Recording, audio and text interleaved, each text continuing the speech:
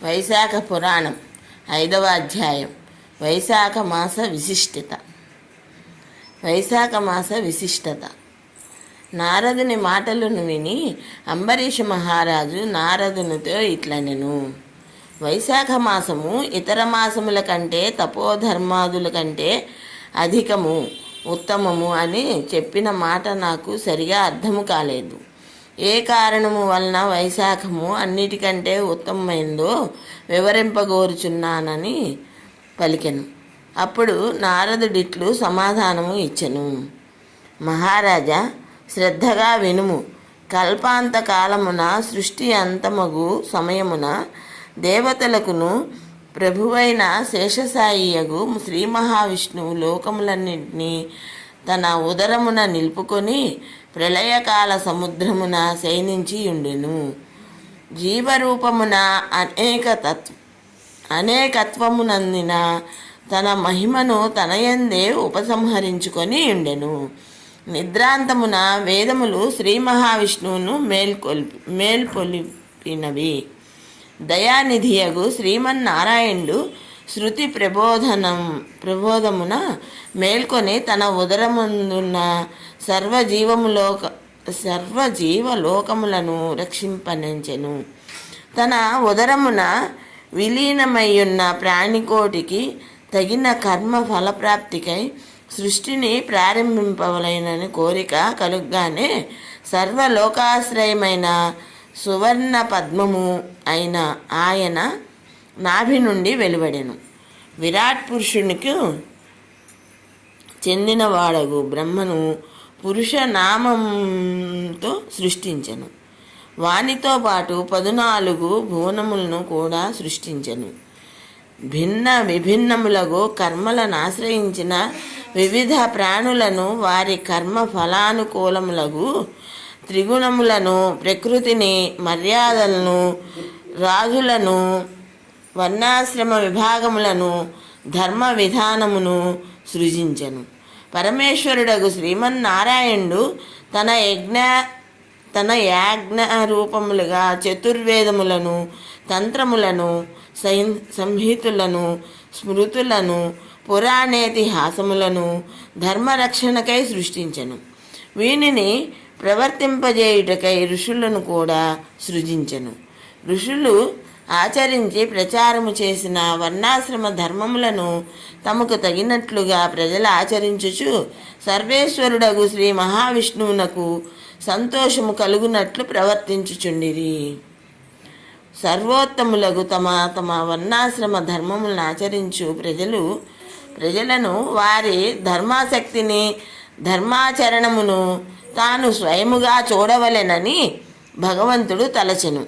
అప్పుడీ విధముగా ఆలోచించెను: తాను సృష్టించిన వర్షాకాలము వర్షముల వలన బాధలుండుటచే పీడితులగు ప్రజలు ధర్మాచరణము సరిగా చేయలేరు. అట్టి వారిని చూచిన తనకు తృప్తి కలగదు, సరికదా కోపము కూడా రావచ్చును. కావున వర్షాకాలమున ప్రజలు ధర్మ ప్రవర్తనను పరిశీలించుట తగదు. శరత్కాలమున వారి కృషి వ్యవసాయము పూర్తి కాదు. కొందరు అప్పుడే పండిన పండ్లను తినుచుందురు. నేత్ర వ్యాధులు చలి మున్నగు వాంచే పీడింపబడుచుందురు. ఇట్టి పరిస్థితిలో వారి ధార్మిక ప్రవృత్తిని పరిశీలింపచేయుట ఉచితము కాదు. వసంతకాలం స్నానదానములకు, యాగభోగములకు, బహువిధ ధర్మానుష్ఠానమునకు అనుకూలమైన కాలము మరియు ప్రాణధారులకు ఆవశ్యకములగు ఆహార పదార్థములు సులభముగా లభ్యమగును.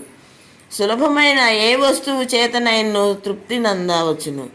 ఈ విధముగా నైనచో సర్వప్రాణిగతమైన జీవాత్మకు ఏదో ఒక విధముగా నీటిని, పండ్లను దానము చేసిన సంతృప్తిని కలిగించి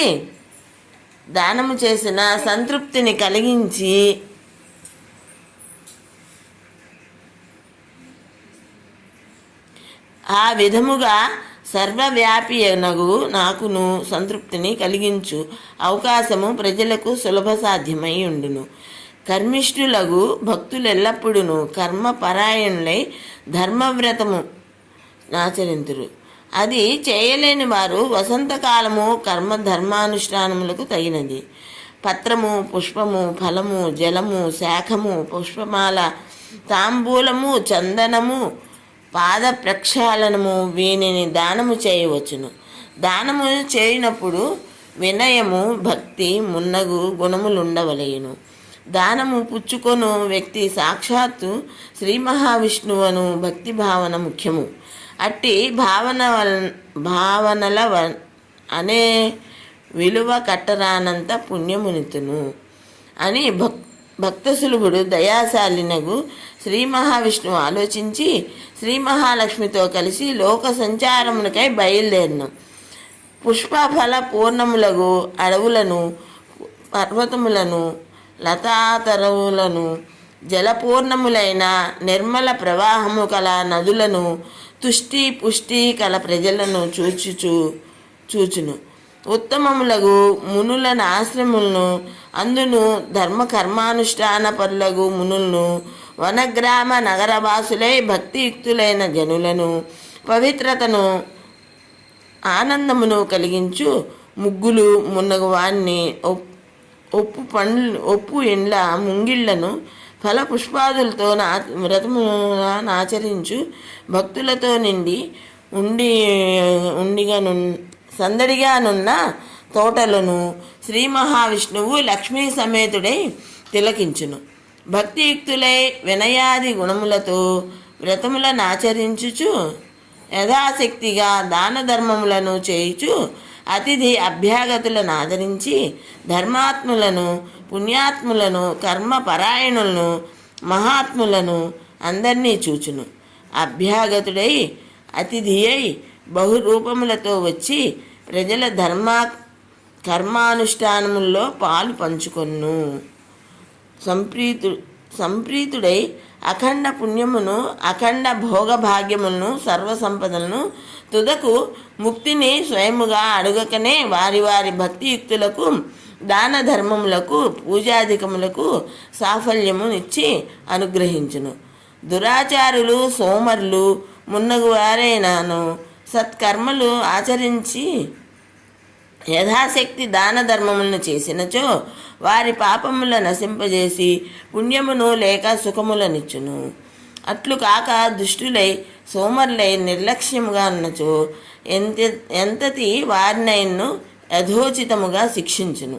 కావున సోదర మానవులారా, మనమెట్టి వారమైనను, మన శక్తి ఎట్టిదైనను నిశ్చలమైన భక్తితో శ్రీ మహావిష్ణువు ఆరాధించి యథాశక్తిగా దాన ధర్మములు ఆచరించి శ్రీ మహావిష్ణువు దయను పొందుట మన కర్తవ్యం. కావున చంచలమైన మనస్సును అదుపులో ఉంచుకొని యథాశక్తిగా పూజ, దాన ధర్మములను భక్తి వినయములతో, శ్రద్ధాసక్తులతో బలవంతముగానైనా ఆచరించి శ్రీహరి అనుగ్రహమునందుటకు ప్రయత్నించుట మన ముఖ్య కర్తవ్యం, ధర్మము, బాధ్యత. ఇట్లు లోక సంచారము చేయు లక్ష్మీ సహితుడగు శ్రీ మహావిష్ణువును స్తుతించుచు సిద్ధులు, చారణులు, గంధర్వులు, సర్వదేవతలు కూడా వెన్నంటియుందురు.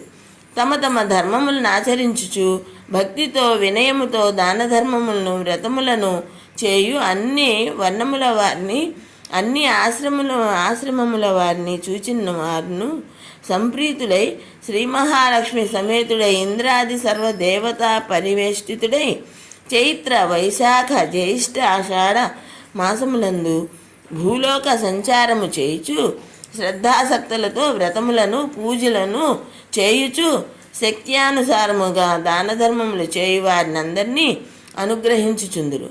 కోరికలను మించి వరములు నెత్తురు. శ్రీహరి వైశాఖమున ప్రమత్తులై వ్రతాచరణ, దాన ధర్మాధికములు లేని వారిని గమనించి వారిని రోగములు, విచారములు మున్నగు వానితో శిక్షించును. విశాఖ మాసమున తనను గాని, పరమేశ్వరుని గాని, ఇతర దైవతములను, సజ్జనులను పూజించెను. వీరందరి స్వరూపుడైన, సర్వవ్యాపకుడైన తనను పూజించినట్లే తలచి సంతుష్టుడై వరములనిచ్చును. ఇతర మాసములయందు వ్రతాధికములు ఆచరించి తినమని తలచి వైశాఖ మాసమున మానిన వారిపై కోపించును. అనగా శ్రీ మహావిష్ణువు వైశాఖం వ్రతం మానిన కర్మపరాయణులను కూడా శిక్షించును. వైశాఖ వ్రతమును ఆచరించిన పాపాత్మములైనను రక్షించును. అనగా వైశాఖ వ్రతము శ్రీ మహావిష్ణువు ప్రీతికరమైన వ్రతము. ఈ వ్రతము ఆచరించడం వలన శ్రీ మహావిష్ణువు సర్వదేవతలు సంప్రీతులై వరములనిత్తురు. సపరివారముగా వచ్చిన మహారాజును నగరము, గ్రామములు, వనములు, పర్వతములు, నదీ తీరములు మున్నగు చోట నివసించు జనులు దర్శించి యథాశక్తిగా తమకు తోచిన పత్రము, పుష్పము, ఫలము మున్నగు వాన్నిచ్చి మహాప్రభు తమ ఏలుబడిలో సుఖముగా ఉంటిమి అనుగ్రహింపమని ప్రార్థించినచో మహారాజు వారి పన్నులను తగ్గించును. సౌకర్యములను కల్పించుట మున్నగు వాన్నెట్లు చేయునో అట్లే శ్రీ మహావిష్ణువు ప్రీతికరమైన వ్రతము ఆచరించుచు సద్బ్రాహ్మణులకు, అతిథులకు అభ్యాగతులను దైవభావంతో ఉపచారములు చేసి యథాశక్తిగా దాన ధర్మములు ఆచరించినచో వారు సంతృప్తుడై కోరిన కోరికలు ఇచ్చి రక్షించును. వైశాఖ పురాణం 5వ అధ్యాయం సంపూర్ణం.